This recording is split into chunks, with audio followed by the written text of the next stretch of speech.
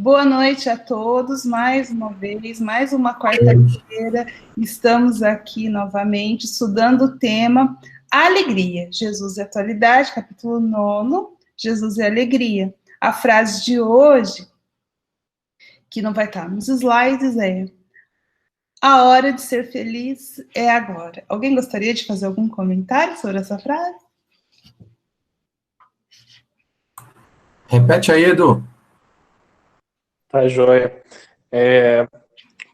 Eu vi essa semana em um vídeo uma frase que eu achei bem bacana, que fala que, uma definição, né? Sucesso é conseguir aquilo que se deseja, aquilo que se quer.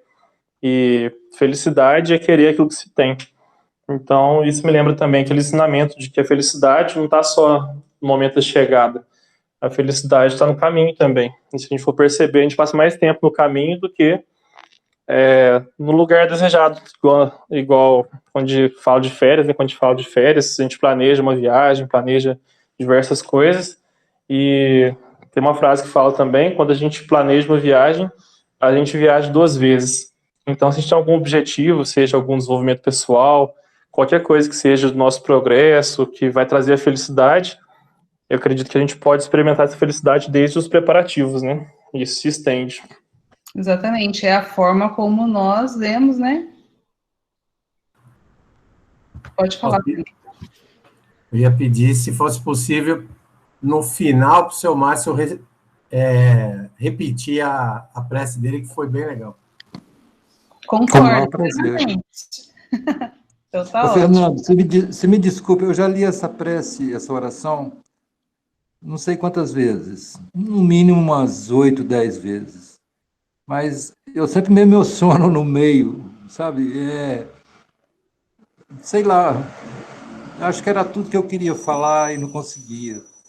Então, eu nunca consigo lê-la de uma forma assim, completa, de começo ao fim. Eu sempre me engasgo. Então, ela me toca muito, significou muito para mim. E, se for o caso, com o maior prazer, lerei de novo. Prazer vai ser nosso, né? De ouvi-la novamente e ficar registrado na gravação agora, né? Então vamos lá? Vamos ler? Vamos ver o que Joana nos preparou para hoje. Não sei se alguém já se adiantou, já leu, o seu Márcio eu sei que lê, né? Não sei se mais alguém. Mas se alguém já se adiantou, mas também se não adiantou, não tem problema não. A gente refaz aqui. Então, vamos lembrar o que já fizemos, a trajetória já feita. Nós fizemos a parte 1, onde Joana vai nos trazer o conceito de tristeza bem caracterizado como uma doença da alma. Então, ela vai dizer, né, eu pesquei aqui algumas frases dela, que tristeza é grave enfermidade, que a tristeza, as desculpas que nós damos para o fato de estarmos tristes, que é uma evasão da realidade, e que, na verdade, tudo é um hino de alegria, tudo à nossa volta é um hino de alegria e de gratidão a Deus, mas só o homem, porque pensa, permite se empolgar pela tristeza. A gente estava no finalzinho, na semana passada, eu li bem rapidamente, a gente nem comentou sobre esse trecho, né, que somente o homem, porque pensa, permite se empolgar pela tristeza. Se a gente observar os animais, que convive com os animais, principalmente os animais domésticos, vai perceber que mesmo com coisas ruins ou, né, dolorosas que acontecem a eles, passa um tempinho, eles não ficam assim cultivando aquela tristeza, aquela nostalgia. Eles sofrem aquela questão que está posta ali para eles, mas logo depois, quando aquilo passa, a impressão que a gente tem que é passado. Eu convivo muito com cachorros, né? Aí eu vejo isso, né? Parece que assim, eles não ficam cultivando aquela tristeza. E aqui eu senti nessa frase de Joana que ela está nos convidando a não ficarmos agarrados, né? apegados à nossa tristeza, cultivando essa tristeza, não. Se há episódios que nos deixam tristes, que saibamos passar pela tristeza sem cultivá-la. Ou seja, há episódios que vamos ficar tristes, a gente sabe, mas como nós podemos levar alegria para aquele coração que está triste, superar aquela tristeza? É esse o convite da mentora.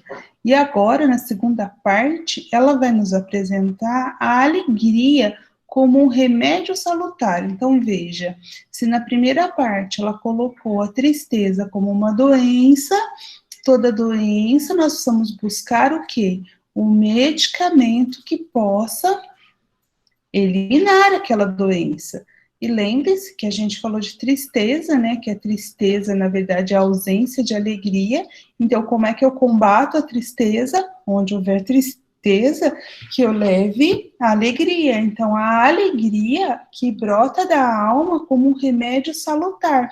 Por isso que o último livro da série psicológica, não sei se vocês sabem, chama-se Psicologia da Gratidão. Que quando eu sou grato, eu estou levando alegria para dentro de mim. E a tristeza não pode morar onde existe alegria, porque tristeza é ausência de alegria. Se eu levo alegria, a tristeza vai embora. Então, começando a ler, né, já que Joana tem nos dizer como, na primeira parte, ela caracterizou a tristeza como uma doença, como uma enfermidade. Ela vai começar aqui dizendo que essa tristeza que nós sentimos, ela pode resultar de dois fatores, entre outros. Só que ela vai dizer aqui, olha, tem outros fatores que podem causar a tristeza, mas tem dois que são fatores principais. Quais são eles? Segundo Joana, os dois fatores principais da tristeza, primeiro, as reminiscências do teu passado espiritual. E o segundo, uma perturbação com repercussão obsessiva. Tá vendo aqui que ela não está falando de fatores externos, ela só falou dos fatores internos. Então, não é o que me acontece, mas é como eu reajo ou como eu percebo internamente aquilo que me acontece externamente. Então, reminiscências do passado espiritual vai ter a ver com as nossos velhos atavismos, nossas amarras que vamos tendo e desenvolvendo ao longo das nossas muitas vivências nas reencarnações. Por isso, essa imagem aqui que eu trouxe para vocês, né? Essa moça aqui triste, reverberando situações em que ela viveu ao longo desse colar de encarnações aqui, e que ela vai cultivando essa tristeza, como uma plantinha, né? Você vai cultivando, então aí vem aquela tristeza que você não sabe de onde, né? Pode ser que seja uma reminiscência, a gente não lembra, a gente não traz para a consciência, mas a gente sabe que está onde? Na inconsciência. E o segundo fator é essa perturbação com repercussão obsessiva. O que ela está dizendo aqui? Ela está dizendo que pode ser influência de desencarnados na nossa vida. E aí eu trouxe, para poder fundamentar isso, um trecho lá do Livro dos Médiuns, né? Porque tem essa pergunta, todos nós podemos sofrer uma obsessão?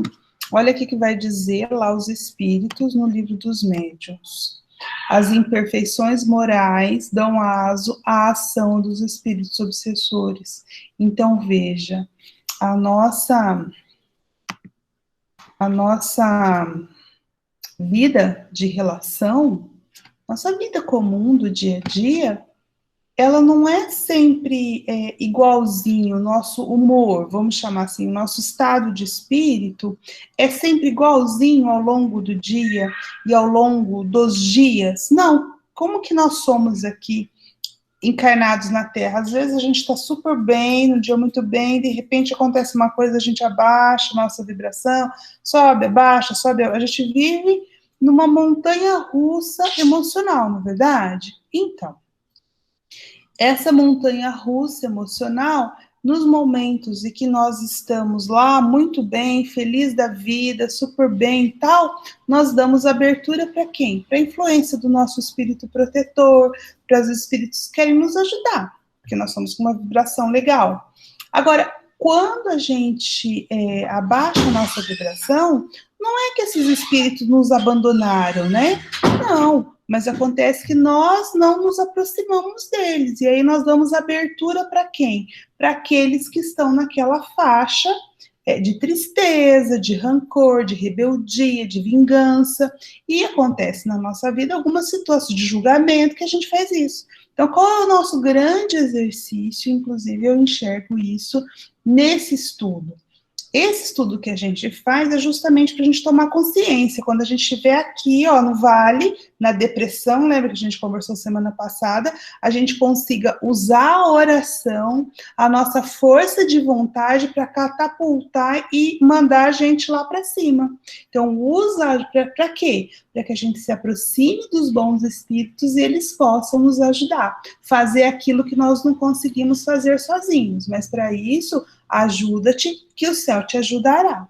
Batei e abre-se-vos-á. É isso, gente. Algum comentário, colocação, pergunta? Andréia, Márcio? é muito interessante. Depois de certa vivência dentro da doutrina, né, a gente ficar atento ao que a doutrina nos ensina. Porque é muito comum a gente ler muito, ouvir muita palestra, enfim, ter muito conhecimento e não colocar esses conhecimentos em prática, né? Vivenciar esses ensinamentos, esses esclarecimentos, esses conhecimentos.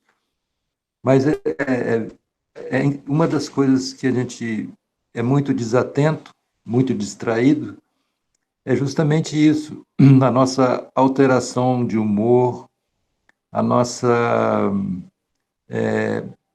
quebra de ritmo em termos de sentimentos de maneira geral, e a gente simplesmente fica imputando essas mudanças, essas alterações a terceiros.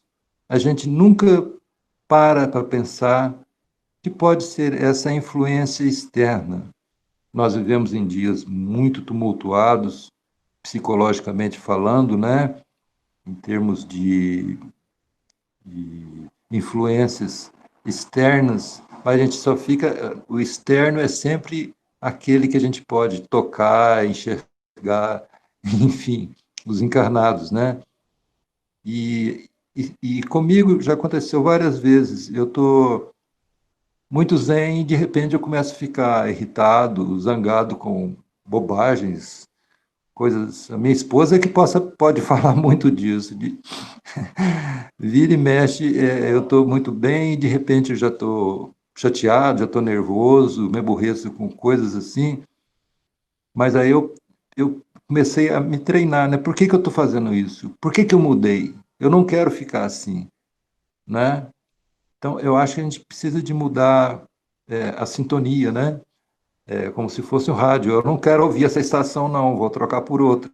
Essa música não está me fazendo bem, não, vou procurar outra, né? A gente tem que ficar atento a essas mudanças que a gente invariavelmente alterna durante o dia para esses fatores que a gente, como espíritas, já devia ter pleno conhecimento e saber da influência real disso, né?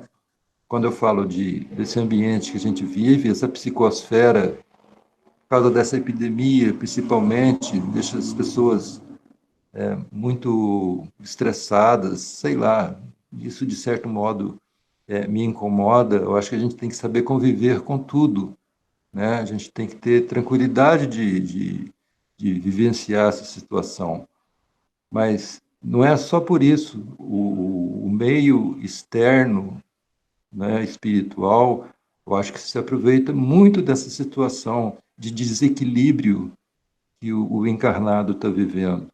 E se a gente não está vigilante, a gente embarca facilmente nessa quebra de equilíbrio que a gente deveria manter ao longo do dia. Não sei se eu estou certo ou se eu estou errado, mas acho que a questão de vigilância, né, aliado à oração, né, a gente tem que estar muito atento em todas as situações, principalmente hoje em dia.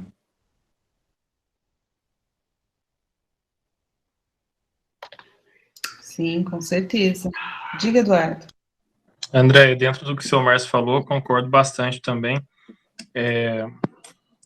Desses dois pontos que a Joana traz sobre as reminiscências, né, e a questão da influência espiritual, a proposta desse estudo ajuda bastante a gente porque permite o autoconhecimento, né, e a gente trabalhar as nossas sombras. E parece que uma coisa leva a outra, né, por exemplo, se eu tenho as minhas reminiscências, eu tenho ali coisas no meu interior que eu não resolvi, não está bem resolvido, e isso pode comprometer minha alegria, se eu baixo a vibração, igual você falou, né, eu estou mais sujeito, mais suscetível à influência espiritual desequilibrada. E da mesma forma que, como o seu Márcio deu exemplo, né, dessa onda que a gente está, de muitas pessoas, né, em desequilíbrio, desequilibradas, desligada, né, desse propósito de evolução, de progresso, a gente acaba sendo influenciado pela parte espiritual e também pelas pessoas que nos cercam, encarnadas também. E se a gente não e tem algumas sombras ali, algumas coisas na nossa sombra que estão mal resolvidas, da mesma forma, a influência espiritual, a influência dos nossos semelhantes, eu acredito que vai atingir. Então, que o Sr. Márcio falou, a questão da vigilância e essa busca pelo autoconhecimento, cada dia a gente buscar entender, né, por que eu estou caindo nesse erro mais uma vez, esse desequilíbrio, por que a minha tristeza está sendo recorrente, e assim a gente vai se descobrindo e se vacinando, se blindando, né? É aquela questão que a oração que a gente fez mais cedo não serve para até o fim do dia, igual remédio, né? Em doses que a gente vai tomando. Então, não precisa ser aquela oração, seja uma oração decorada, aquela prece em voz alta. Muitas vezes, o simples fato de a gente voltar à sintonia, como o seu Márcio disse, a questão de te levar ao pensamento, conectar com alguma coisa que faz bem pra gente, é uma forma da gente se policiar e sair daquela frequência. Senão a gente vai ficando naquele ciclo. Ora eu tô desequilibrado por questões internas minhas, ora eu tô desequilibrado por influência espiritual. Agora, se a gente tá mais consciente dessas questões, a gente pode até ter os deslizes, os vacilos, mas a gente vai conseguir se recuperar mais fácil, de forma mais consciente, né? Exatamente, eu acho que a palavra-chave é essa, né, gente? Consciência, vigiar. Quando a gente está vigilante, a gente está com a consciência desperta, não é isso? Vigiar para conscientizar e assim a gente conseguir se blindar e se não nos blindarmos, que a gente levante rapidinho. O tombo vai vir, mas a gente levanta mais rápido, né? Não, a gente não vai ficar na depressão, que é o vale, e ficar no fundo do vale. A gente desce ao vale e sobe de novo, que é esse o nosso caminho. Fala, Fernando. Só para ilustrar o que foi dito aí por todos, inclusive essa questão do vale que você citou agora, tem uma palestra da Anete Guimarães que chama Parasitose Espiritual. E tem uma parte lá que ela explica muito bem dá exemplos. Isso daí, depois, se quiser, eu coloco o link aí para o pessoal. Ela diz que o padrão vibratório é onde você permanece a maior parte do tempo, né? Que é onde seus neurônios eles se tornam confortáveis, né? Não é nem no alto e nem baixo. Existe uma média dos neurônios e isso faz o seu padrão vibratório ficar numa frequência legal. Então, e ela dá o exemplo que ela fala que o padrão vibratório não é uma média aritmética, que você vai... não adianta, que você não vai somar, né? Você fez o bem hoje, amanhã você fez uma coisa ruim, esquece, já apagou.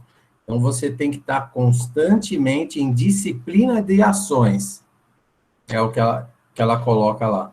Eu acho que vale a pena, mas só para fechar esse vale, ela explica bem esse... foi dito. Legal, eu queria aproveitar, queria sim que você compartilhasse conosco, Fernando, mas eu queria aproveitar a deixa para fazer uma pergunta para vocês. Vocês percebem que eu mando o link, eu mando as coisas, não é num grupo, eu faço uma lista de transmissão com alguns de vocês, né? Alguns, seu Márcio, Eduardo, Eliana, que não está hoje, o Ronaldo, a Ana, acho que são esses, estão num grupo porque eles já vêm do presencial. Eu queria saber de vocês, Fernanda, Marília, Gustavo, Joyce, Márcia, eu esqueci de alguém, gente, a Fernanda, se vocês querem que eu coloque vocês nesse grupo, porque daí a gente pode ter uma troca maior lá. Pode ser? Posso? Eu vou enviar o convite para vocês e quem quiser entra, tá bom? Certinho? Então tá. É isso, gente. Podemos ler mais um pouquinho. Muito obrigada pelas contribuições. Ele colocou aqui, mas aí eu colocando você lá no grupo, se você quiser compartilhar lá, bacana. Beleza. Vou mandar o convite para vocês e vocês entram lá. É legal porque ela não participa aqui, né, a Magali, mas acho que ela nos ouve aí junto com o Márcio, né, e a Magali, assim, é bem ativa. Está aqui do lado. Então, ela é bem ativa, é que, assim, o pessoal aqui não conhece ela, né, e ela é bem ativa lá no grupo, sempre manda, assim, mensagens bacanas de manhã, então eu acho que é legal. Tá bom, beleza, vamos ler um pouquinho mais. Certinho, Gustavo? Então, gente, vamos lá. Ela vai explicar melhor agora, tá? Então, vamos lembrar, então, o que a gente estava dizendo aí. São 2 fatores principais dessa tristeza: reminiscências do passado ou perturbação obsessiva. Então, ela vai falar, no primeiro caso, ou seja, vamos falar primeiro do que está dentro de nós, das nossas reminiscências. Então, no primeiro caso, as impressões pessimistas em relação à vida, né, devem ser eliminadas, alijando-as do inconsciente. Olha, ela já trazendo a psicologia. Então, essas impressões que a gente não sabe de onde vem, e que nos dá esse caráter pessimista perante a vida, está no nosso inconsciente. Só que aí eu vou falar de inconsciente, eu vou terminar de ler e depois eu vou falar um pouquinho do inconsciente. Aí ela vai dizer o seguinte: sob pressão de ideias novas, agradáveis, positivas, que te cumpre, olha o dever aqui, ó, que te cumpre cultivar, insistindo em fixá-las nos painéis mentais. Então, nós temos a pressão do inconsciente sobre aquilo que a gente já viveu e nos dá essa impressão pessimista de tristeza, mas o que cabe à consciência do ser encarnado nesse momento, ou seja, o aqui e agora, imprimir ideias novas. E quando nós estamos estudando, como é o caso de hoje, nós estamos fazendo exatamente isso, vocês concordam? Nós estamos imprimindo na consciência ideias novas, mais agradáveis, de gratidão, para que a gente possa cultivar e aos pouquinhos nós irmos fixando, se nós não podemos, fixando na nossa mente. Chico tem uma frase bastante interessante que ele diz assim: se ninguém pode voltar ao passado e refazer o passado, mas todos nós podemos começar a construir um novo futuro a partir de hoje. Então, a gente não pode voltar lá e apagar, mas a gente pode colocar ideias novas para que o nosso futuro seja muito mais feliz. Aí, falando em inconsciente, gente, eu trouxe aqui, eu sei que nós já falamos muito disso, mas é sempre bom, que sempre tem gente nova, enfim. Eu coloquei aqui a mente comparada ao iceberg, que 95% do volume de gelo do iceberg está submerso. Isso aqui, gente, o que está para baixo é o nosso inconsciente. E o que está aparecendo, que é só 5%, é o nosso consciente. Então, o nosso consciente, nossa mente consciente, ela é composta pelos nossos pensamentos, percepções, raciocínios. E existe uma faixa aqui que está assim na superfície da água, que é o pré-consciente. São as nossas memórias, tanto do ponto de vista das lembranças, quanto as memórias sensoriais. Eu não sei se já tiveram prestar atenção na experiência de às vezes você sente um cheiro e esse cheiro te leva a uma situação, através do cheiro você vai para uma situação e você lembra, né?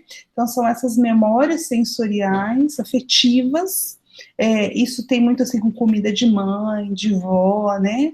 Ou um perfume assim que nos marcou, o cheiro de uma flor, enfim.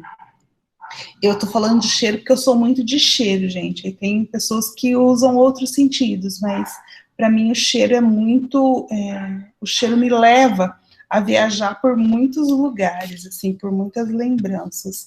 Mas e isso aqui que está embaixo, olha? É o inconsciente. Olha onde estão as impressões pessimistas e a gente não percebe. No inconsciente. Aqui, ó, moram os nossos medos, as nossas fobias, né? Os desejos, as pulsões e os recalques. Pulsão e recalque, eu vou explicar no próximo slide, porque é um conceito da psicanálise, tá? Já eu vou falar um pouquinho para vocês. Mas é aqui, no inconsciente. Então, essa tristeza, ela tem sede, ela está estruturada nesse inconsciente. E aqui eu trouxe um gráfico que mostra bem que a pulsão, já vou falar delas, desses nossos instintos, ela está entre o anímico. O que é o anímico? Aquilo que vem da nossa própria alma. E o somático é o corpo. Então, a pulsão, ela está nessa interface, aqui, ó, nessa intersecção entre a alma e o corpo. Eu vou falar de pulsão, mas eu não vou ler, Joana, tá? Depois eu leio, para a gente poder conversar. Então, na psicanálise, né, é definido pulsão como uma energia psíquica. Tá vendo? Uma energia profunda que direciona ou orienta o comportamento de uma pessoa com determinado objetivo. Tá vendo? Então, existe uma energia profunda que direciona o nosso comportamento. Então, a gente estar consciente disso é muito importante. Por quê? Porque isso emerge do inconsciente. Então, quando nós vigiamos, nós sabemos que pode ser que aquela nossa atitude, aquele nosso sentimento, ele pode ter sido trazido do inconsciente. E essa energia, ela se descarrega, ou seja, ela se desfaz uma vez que o objetivo tenha sido conseguido, tá? Então, assim, a gente tem uma pulsão para atingir um objetivo. E eu tenho uma pulsão, segundo Freud, vou fazer rapidinho, porque isso aqui é muito técnico, né? Existe a pulsão de vida, que tem a ver com o mito de Eros, o mito grego de Eros, o deus do amor, e a pulsão de morte, que é o mito grego, como é que os gregos explicavam isso? Através da mitologia, né? A pulsão de morte, que é através do mito de Thanatos. Então, é isso, essa relação entre o inconsciente e o consciente, e como as coisas mal resolvidas, as sombras do inconsciente, elas vão interferindo no consciente sem que tenhamos consciência disso. E aí, Joana vai dizer que se te acostumas a pensar bem, o que é pensar bem? Levar pensamentos agradáveis, sentimentos de gratidão, de beleza. Então, se a gente, onde tiver tristeza, a gente levar essa alegria e gradativamente substituindo a tristeza por alegria, conscientemente, olha o que ela fala, superará as lembranças más. Então, se é reminiscência de outra vida, você vai levando para a tua vida aquilo que tem de bom na tua vida, que essas lembranças, elas vão se apagando e não mais vão reverberar em você. Porque ela diz, né, Joana, que os hábitos se enraizam, porque eles se repetem. Quantas e quantas vidas nós vemos fazendo aquilo sempre daquele jeito, né? A síndrome de Gabriela, né? Depois vocês lembram aí, que se vocês vejam, se vocês sabem que é a síndrome de Gabriela. Então, os hábitos se enraizam porque eles vão se repetindo. E aí eu entro em automatismos. Então, se eu quero substituir hábitos ruins, como que eu substituo hábitos ruins? Trocando por outros hábitos bons, é isso, eu vou dominando os automatismos, por quê? Porque muitas vezes nós estamos agindo há muitas vidas no piloto automático, de mente e corpo. Chegou a hora de nós tomarmos consciência e sair do piloto automático e tomar as rédeas da nossa vida. É isso. Alguém sabe? Alguém sabe o que é essa doença, síndrome de Gabriela? Não, Fernando. Eu nasci assim, eu cresci assim, eu morri assim. É isso mesmo. Eu nasci assim, eu cresci assim, você sempre assim, Gabriela. Síndrome de Gabriela, ou seja, gente, para que a gente reencarna? Para aprender. Se eu nasci assim, eu cresci assim, você sempre assim, então dá licença, né? Então, ou seja, não é que eu sou triste, pode ser que eu tenha essa pulsão de ser triste enraizada, mas o que eu preciso fazer? Eu preciso levar a alegria para que eu substitua esse hábito da tristeza por um hábito de ser mais feliz. Quer falar, Márcio? Não, até aquela expressão já é bastante conhecida, né? Que nós somos o que pensamos, né? Então vamos cuidar do que pensamos, vamos cuidar da nossa mente, né? Se a gente não cuida bem, é impossível que a gente fique bem. Uhum. Eu vou dar um exemplo pessoal aqui, tá? Eu, particularmente, esse capítulo me toca muito, porque durante boa parte de minha vida, eu me considerei uma pessoa triste. Eu cultivava mesmo essa tristeza. E, enfim, eram poucos momentos que eu me sentia feliz. Pouquíssimos, assim, raros, sabe? E o tempo passou, enfim, e teve um momento na minha vida que isso ficou muito forte, sabe? Eu não vou dizer para vocês que tenha sido uma depressão, nunca fui diagnosticada, assim. E eu acho que não era mesmo, mas eu tinha uma tristeza, né? E o dia que eu descobri, e quando a gente começa a estudar, eu comecei a achar que eu tinha uma obsessão, sabe? Que eu era obsidiada. Cheguei a essa conclusão, porque eu estava me perguntando, mas por que eu tô triste? Olha, eu tenho isso, tenho aquilo, essas coisas que a gente vai se perguntando, não tem motivo, né? Mas eu estava triste, eu me pegava chorando, enfim. Até que eu tomei coragem, e precisou de muitos anos isso, e pedi um tratamento espiritual, porque eu achava que era obsessão. Quando eu recebi o retorno, gente, isso foi bom, foi libertador, mas foi chocante, assim. Eu descobri uma palavra que até então eu não tinha parado, que é auto-obsessão. O que é auto-obsessão? Eu mesma cultivava aquilo. Era eu que fazia. Porque seria mais fácil, eu acho que seria mais fácil. Se alguém falasse para mim, olha, realmente, você tinha um irmão aí do seu lado, tal, e aí nós tiramos ele. Beleza. E aí, de repente, eu ouvi assim, não, olha, é você mesma que quer ser assim. Ou seja, então isso me toca porque eu me enxergo nisso. Essa fileira de vidas aí que por algum motivo eu tinha, e isso foi libertador. Eu acho que a partir disso eu renasci, sabe? Eu reencarnei na mesma vida, porque eu mudei. Então agora, quando a tristeza bate, eu rebato ela, eu tomo uma água, dou gratidão que eu tenho a água e beleza, e vamos para frente. Então eu acho que é muito isso que nós precisamos tomar consciência, que não é o outro, né? Que quando não é na matéria, a gente acha que o espírita acha que é o espírito desencarnado que está fazendo a vida dele não ir para frente. E às vezes somos nós mesmos. André, é interessante essa sua fala aí, porque quando o seu Márcio falou sobre o pensamento, né, que é o alimento, o alimento da alma, né, me fez pensar na questão do livre-arbítrio, porque pelo menos eu, toda vez que falo em livre-arbítrio, eu penso em grandes escolhas, grandes questões que vão trazer consequências, né? Mas, pensando bem, parece que assim, o simples pensar é exercitar o livre-arbítrio. Então, aquilo que a gente escolhe vai ter consequências também. Então, é mais um motivo para a gente se policiar, senão a gente entra em situações, em condições que vão ter consequências ali a longo prazo, né? E pensamento parece ser uma coisa tão boba, tão simples, tão inofensiva, mas quando cultivado ali repetidas vezes, causa um dano muito grande, ou pode ser também uma grande transformação. Então, é um ponto, talvez o ponto inicial de a gente exercitar o livre-arbítrio, né?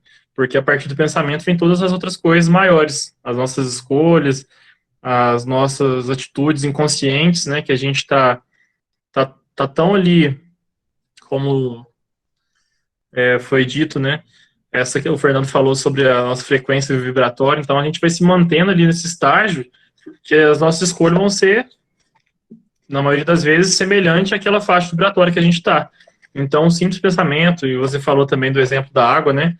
Da gratidão pela água. Uma coisa tão simples, então a gente vai colocando ali alguns gatilhos, alguns lembretes, que a gente tem muito que agradecer, que ser feliz, isso vai estimulando pensamentos diferentes, pensamentos agradáveis, que é o agir bem, pensar bem, né? Que a Joana fala. Agora, se a gente ficar em vigilante também, a gente vai se preencher de coisas vazias, né? Parece que é impressionante quando a gente um exemplo que eu percebo muito aqui em casa, quando eu às vezes acumulo muita bagunça, o que eu percebo? Se eu deixo algum espaço sem alguma coisa sem utilidade, fora do lugar, a tendência é que as coisas acumulem. Agora, quando estou organizado, quando eu preencho dou uma finalidade para as coisas, quando eu dou finalidade para as coisas não se bagunçam. Então, talvez seja a nossa mente semelhante nesse sentido, porque quando eu coloco bons pensamentos, não vai ter a mesma facilidade para acumular essa bagunça, essa confusão, coisas desnecessárias, que é uma coisa, que é um desafio que eu tinha mais forte, agora estou conseguindo melhor em termos de organização da minha casa mesmo, física, é desfazer das coisas necessárias. E talvez, da mesma forma que eu me sentia com as coisas físicas, uma hora vai servir, parece que a gente guarda também pensamentos, informações, sentimentos ali que não são necessários. Parece, um dia vai servir, um dia vai servir. E acaba sendo obsoleto e ocupando espaço, gerando confusão, dificultando a nossa ação. Então, parece que quanto mais limpo tiver a nossa casa mental, quanto melhor habitada tiver pelos bons pensamentos, mais fácil é da gente tomar decisão, da gente conectar com aquilo que importa. Para a gente não ter o trabalho, toda vez que quiser tomar uma atitude mais séria, a gente tem que fazer a limpeza, se desfazer daquilo que não serve mais. Então, se a gente mantém essa casa em ordem, e sempre perfumada com os bons pensamentos, com as boas memórias, ter, por exemplo, retratos, né, seja no físico ou no nosso campo mental ali, daquilo que faz bem pra gente, né, aqueles flashes que a gente lembra, por exemplo, tô longe da minha família, eu tenho ali uma recordação bacana, que todo dia eu vou olhar e ter gratidão por ter vivido aquele momento. Eu tenho lembrança de alguma conquista importante para mim, tem alguma coisa que eu me desfiz e que eu consegui me desfazer daquele vício, daquele defeito, daquela tristeza. É uma vitória que a gente tem que comemorar e isso fortalece a gente, né? Tem até um vídeo que eu gosto muito do Pastor Cláudio que fala, né, o segredo dos vencedores. É um vídeo que me ajudou muito por muito tempo e me ajuda até hoje, porque ele fala várias coisas, é um compilado da palestra dele, e um dos momentos fala assim, quantos leões e ursos você já venceu? Então, se a gente olhar para trás, qual deles foi que te destruiu? Nenhum. A gente está firme, está forte, então a gente carrega cicatrizes, né? Tem ali algumas coisas que estão cicatrizando, que a gente não superou por completo, mas a gente está de pé.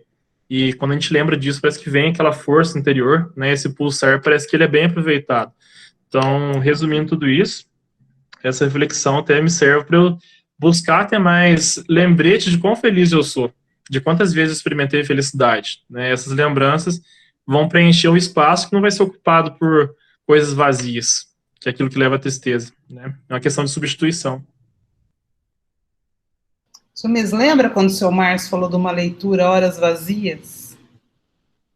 Lembra? Não sei se vocês chegaram a ver, né? É bem isso, né, também, né? Serve para coisas e serve para tempo. Se a gente não preenche com o bom, mas, Eduardo, os necessários vêm. Sim. A doutrina espírita a literatura é muito rica nessa questão do cuidado que nós devemos ter com o pensamento. Porque tudo tem origem no pensamento, né? A nossa mente, essa usina é formidável. E ela é neutra, né? nos leva para o bom caminho, como para o mau caminho também. E a gente deve ter um cuidado, e infelizmente a gente não tem, isso é crítico, isso às vezes até me aborrece, mas eu aceito, eu estou aprendendo ainda, então eu tenho que me aceitar, a levantar e cair e levantar, e vamos em frente. Eu me recuso a parar, mas a gente tem que ter um cuidado imenso, com muito carinho, com essa usina maravilhosa que é a nossa mente.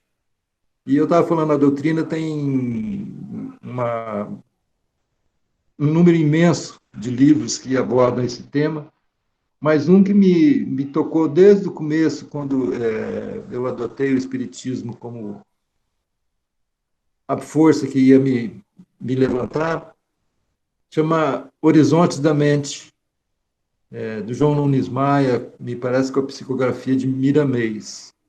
Ele aborda isso com uma simplicidade tão grande, né? Joana de Anjos já se aprofunda muito mais, mas esse cuidado do dia a dia, esse descompromisso que a gente tem com o que está pensando, é muito grave, né?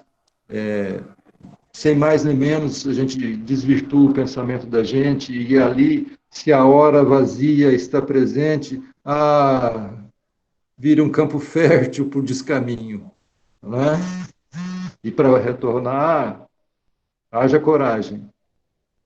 Então, eu acho que essa parte da vigilância com o que a gente está pensando, porque o que a gente pensa, a gente acaba falando ou fazendo, não é?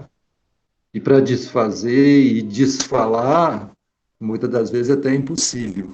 Então, é preferível cortar o mal lá na raiz. Já não chega o problema que a gente traz de outras vidas, né? Então, não vamos querer fomentar mais nada de novidade nessa, não. Então, a vigilância tem que ser... A gente tem que exercitar muito a vigilância. E é que eu falo, nós somos muito distraídos com o que nos acontece, né? Pessoalmente, para não falar o que acontece ao nosso redor.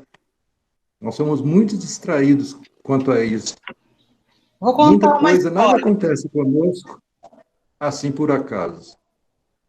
Seu Marcos, sobre distração, eu vou contar uma história. Vocês conhecem o mito budista de Maya? Não. Maya é a ilusão, né? A ilusão de Maya. De estar encarnado é uma grande ilusão. Eu não vou lembrar os nomes exatamente. Quando eu conto a história que eu me planejo para contar, eu falo os nomes indianos aí, mas como eu não me planejei, me veio agora, que o senhor estava falando, né? Mas eu vou contar a história sem os nomes mesmo. Eu vou falar um homem, tá? Então tinha um mestre e seu discípulo. E esse discípulo, ele estava querendo entender o que era a Maya, o que era a grande ilusão, né? E o mestre resolveu explicar, não com palavras, mas com uma experiência. Então ele chama, é um deus, na verdade, o mestre tinha poderes, né? Então ele chama o discípulo para ir para um deserto. Então, assim, tinha lá um meio do nada, assim, um deserto quente e tal. E ele começa a desfalecer e diz assim para o discípulo: eu preciso de água. Aí o discípulo, amando o mestre, né, falou: não, mestre, eu vou conseguir. Ele fala: olha, ali adiante tem um oásis, busque água para mim, porque eu não dou conta de chegar até lá. Bom, aí que o discípulo faz? Vai, né, na frente, deixa o mestre lá num lugar e vai buscar água. E chega nesse oásis, tem um poço, e aí ele vai, né, antigamente era isso, não era abrir a torneira, não tinha torneira. Ele vai lá e vai tirar a água do poço para poder levar a água. Quando ele chega no poço, né, para poder tirar a água, ele encontra uma moça muito bonita. Ah, gente, aí começa, né? E ele se interessa por essa moça. E aí conversa vai, conversa vem. Ele fala que ele foi buscar água para o mestre dele, ela fala que ela está coletando água que ela vai levar para casa dela, que ela mora ali perto, enfim. De repente, eles estão assim, altos papos, e ele se apaixona pela essa moça, ele vai até a casa dela, pede a mão dela em casamento, é aceito pela família, realmente a família era assim, senhores daquele lugar, ele começa a participar de tudo aquilo, vira chefe da tribo quando o pai dela morre, tem filhos, enfim, tem uma vida completa e feliz, até que um dia acontece uma tragédia naquela aldeia dele, né? Não lembro o que é, mas acontece uma tragédia. E nessa tragédia, a casa dele é destruída, muita gente morre, inclusive a esposa e os filhos, e sobra ele. E aí ele se rebela. Ele fala, mas por que isso foi acontecer comigo? Eu perdi tudo e eu estava tão feliz, estava num momento tão bom na minha vida. Gente, vocês estão se identificando? Nós somos assim, né? Por que justo agora, enfim. E aí, quando ele estava no auge, assim, dessa rebeldia, ele ouve uma voz assim, cadê minha água? Água? Ali, cadê? É o mestre falando, chamando ele, né? Cadê a minha água? Aí ele fala, que água? Eu aqui perdi minha esposa, minha casa, blá, blá. Aí o mestre fala assim, que esposa? Que filhos? Que casa? Então, ou seja, aí ele cai em si, vê que ele sofreu a ilusão de Maia, ou seja, o ego levou para o que ele queria. Então, ou seja, nunca existiu mulher, nunca existiu filhos, nunca existiu aldeia. Foi um lapso de um momento e ele esqueceu que o mestre estava morrendo e precisava da água porque ele foi para os prazeres, né? Então, essa é a grande ilusão. Então, a nossa mente, Márcio, como diria Buda, é um macaquinho saltitante. Então, isso acontece, nós somos esse discípulo. Então, a questão é assim, por isso que eu gosto muito da água, Eduardo. Às vezes eu fico assim, quando tu tá contando, cadê a água? A água, tomo água, agradeço a água, entendeu? Por quê? Porque nós vivemos numa grande ilusão de Maya. Certo? Gostou da história, Márcio? Conhecia ela? Não conhecia, não. Mas veio a calhar. Então, Muito pois legal. é. Então, por isso que a gente não pode como é que fala, Márcio? Se culpar, sabe? Não, O importante é que a gente lembre, ó, tá, passei. Fui pego por Maia.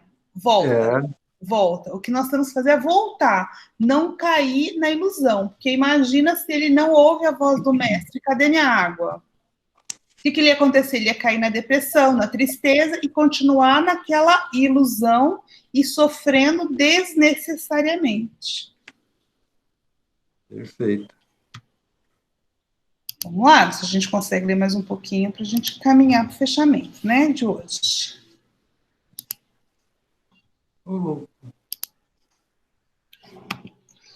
Na segunda hipótese, vocês lembram, gente? Vamos voltar, porque era a segunda hipótese, né? Eram duas. As reminiscências do teu passado espiritual, foi isso tudo que nós conversamos. Essa tristeza pode ser obra de nós mesmos, nós outros, que vamos tendo reminiscências do nosso passado. Ou, agora o segundo fator, segunda hipótese, a perturbação obsessiva. Vamos ver.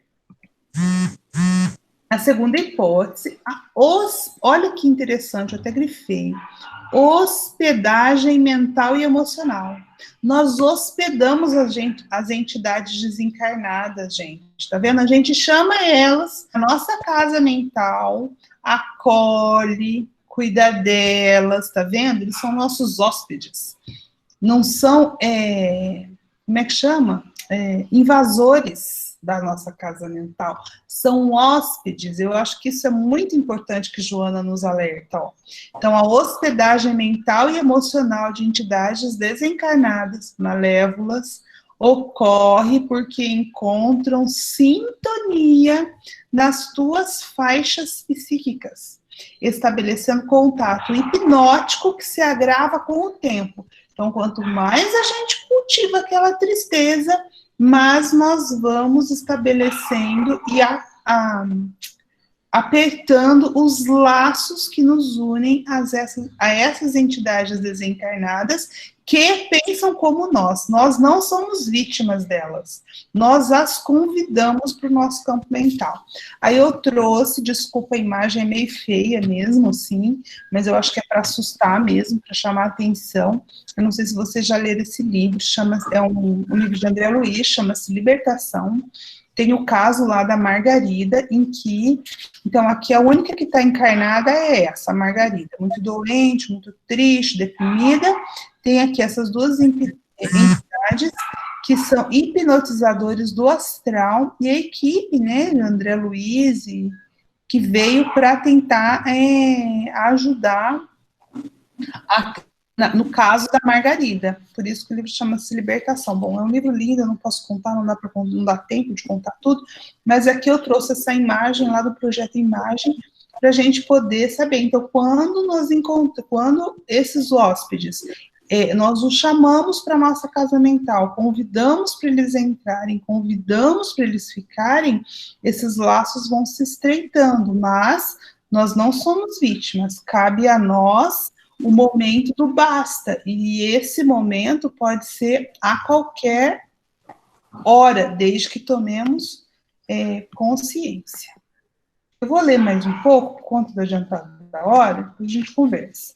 Então, em ambos os casos, ou seja por conta da obsessão, seja por conta das reminiscências do passado, e em ambos os casos, te encontras em curso em débitos para com as soberanas leis da vida, tá vendo? Tudo que nos acontece não é por acaso, nós estamos passando por essa situação por algum motivo, são os nossos débitos, né?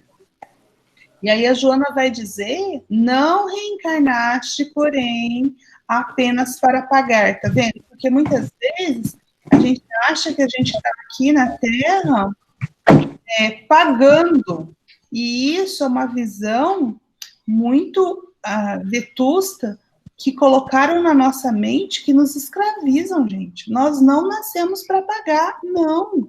Porque o amor apaga uma multidão de pecados. Então, não te reencarnastes para pagar. Sim, para ressarcir com a lei, né? Sim, mas não só para pagar, para sofrer. Antes, sim, para ressarcir com amor, libertando-te dos compromissos negativos mediante as ações relevantes. Então, o convite da vida, eu tenho uma história para contar para vocês, mas o convite da vida é para que nós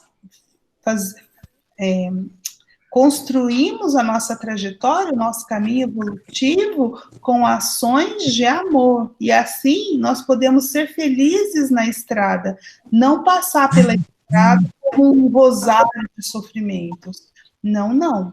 E quem diz isso, um exemplo bastante interessante, nesse livrinho chamado Boa Nova, autoria de espiritual de Humberto de Campos, tem o capítulo 8º, chama Bom Ânimo. Em resumo, o que acontece? Tem uma conversa entre Jesus e o apóstolo Bartolomeu. Ele é pouco falado, né? A gente quase não ouve falar dele. Então, Bartolomeu, ele foi um dos mais dedicados discípulos do Cristo, mas ele era triste.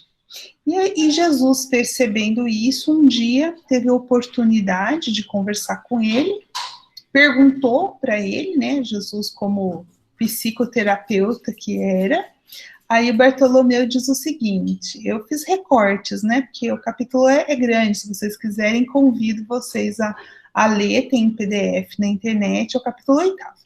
Aí o Bartolomeu diz o seguinte, não saberia nunca explicar-vos o porquê de minhas tristezas amargurosas, tá vendo, gente? Ele não sabia nem por que ele era triste.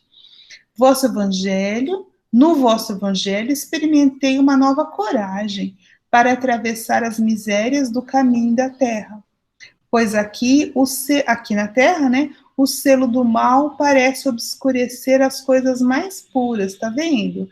Ele ficava feliz, né, com o evangelho, de ouvir Jesus, com a boa nova, com a nova notícia que tinha sido trazida, mas ele enxergava que na terra tudo era mal, sabe?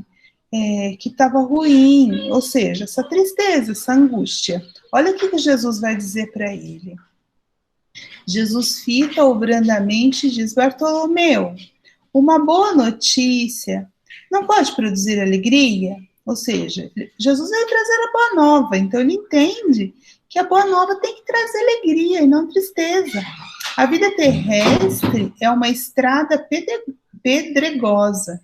Na obcecação de sua vontade própria, os viajores, né, esses viajores dessa estrada da terra, ferem a fronte nas pedras da estrada, cerram os ouvidos à realidade espiritual, vendam os olhos com a sombra da rebeldia e passam em lágrimas, em desesperadas imprecações e amargurados gemidos, sem enxergarem a fonte cristalina, a estrela caridosa do céu, o perfume da flor, a palavra de um amigo, a claridade das experiências que Deus espalhou para a sua jornada em todos os aspectos do caminho. Então, olha só a fala de Jesus lá para Bartolomeu, que a estrada, sim, é uma estrada cheia de pedras, mas que tem muitas bênçãos e que as pessoas, os viajores, decidem por enxergar o que tem de ruim e esquecem o que tem de bom. E aí o convite de Jesus é para que a gente olhe o que tem de bom na estrada.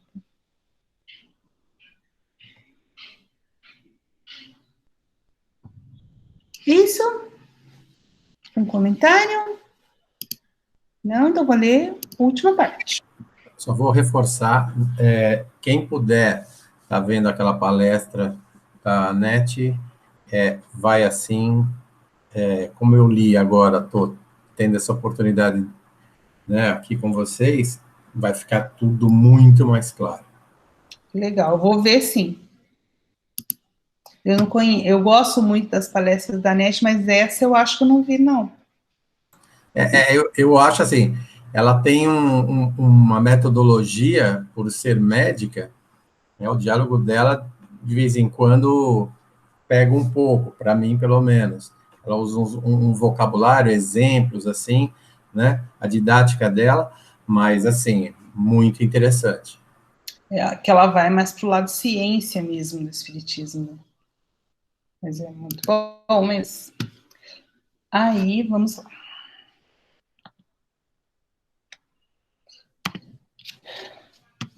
Joana diz, olha só, gente, ela agora vai nos estimular, ó. És candidato à cumeada da montanha, ou seja, nós estamos numa trajetória ascensional, nós estamos subindo a montanha, e não um condenado às galés, vocês lembram, né? Galés era aqueles navios onde os condenados, né, os prisioneiros... Trabalho forçado, né? Eles trabalhavam naqueles navios mercantes, os fenícios, os gregos. Qual que era a força para vencer os mares? Era trabalho braçal, não tinha motor, né, gente? Não tinha o vapor ainda. Então, eram os escravos ali que ficavam até morrer mesmo. Tem o filme... Ai, meu Deus, esqueci o nome. Eu ia falar para vocês, que aparece. Ben-Hur. Ben-Hur, ele é um condenado para as galés. E aí mostra bem isso. Bom, enfim.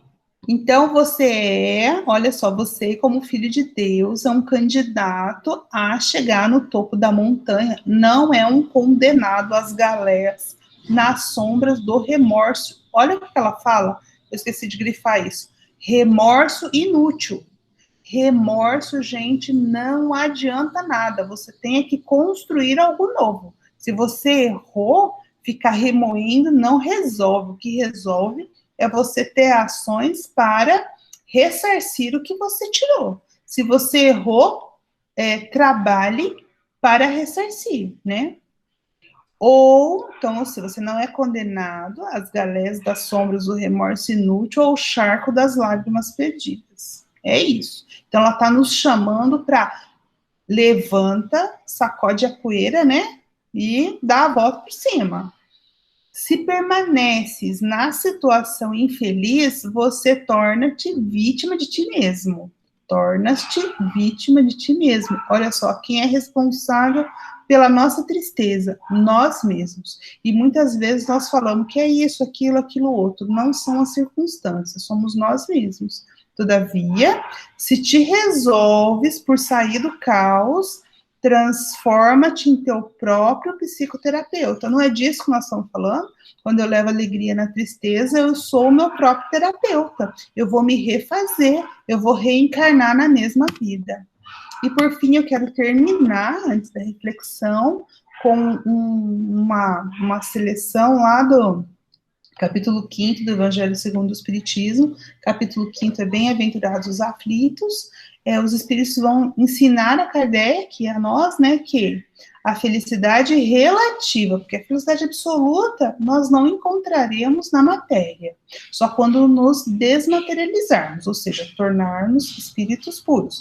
Mas a felicidade relativa, ela é possível de ser usufruída aqui e agora, com a superação dos desafios de crescimento. Ou seja, nós não estamos escalando a montanha, vai ter desafios, e que conduzem a período de paz e de alegria.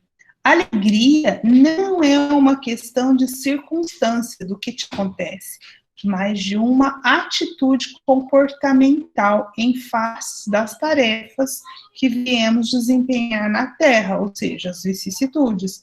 Então, veja, a alegria não depende do externo, depende da tua atitude interna, comportamental, entender o que você está fazendo aqui e agora. E, por fim, fechando a reflexão da semana, liste 3 motivos de alegria na sua vida. Sim, gente. Grande beijo. Hoje a nossa oração vai ser geral, porque nós já somos 8h36. Por mim, eu ficava mais 1 hora conversando com vocês, né? E o compromisso do seu Márcio iniciar, então, no próximo encontro. Então, não, vamos fazer, esqueci. Não, seu Márcio, por favor. Esqueci, Fernando, desculpa. Amém. Seu Márcio, sua palavra. Que bom. Que bom, meus irmãos, meus amigos. Senhor, estamos exaltos devido aos caminhos tortuosos que escolhemos seguir. Escolhemos o desamor e tombamos na decepção e na revolta. Assegura-nos rumos novos. Ante o convite da ilusão, fortifica-nos para fugirmos dos atalhos e aderirmos à verdade. Falta-nos força e coragem para amar como deveríamos. Por isso te rogamos que supra nossas inibições. Encoraja-nos a zelar com carinho por aqueles que deliberadamente não nos querem bem. Amplia-nos o discernimento no uso do equilíbrio com quantos fortalecem com amor tua participação em nossos passos. Jesus, ensina-nos o amor para que vivamos no coração os sublimes sentimentos que há muito louvamos na palavra e esquecemos ou não sabemos como aplicar. Permita-nos aprender a gostar da vida e a amar a nós mesmos, enaltecendo o mundo com a cooperação na obra excelsa do Pai e celebrando a dádiva da vida em nossos caminhos de cada dia. Pela súplica sincera que brota de nossa alma nessa hora, de nós receba, hoje e sempre, a gratidão de quantos te devem tanto por receber mais do que merecemos na terra, no teu inesgotável amor. Obrigado, Senhor. Grata sou. Que Deus nos abençoe. Deus nos abençoe a todos. Ótima semana. Até quarta-feira, com muita alegria. Eu aguardo vocês. Até mais.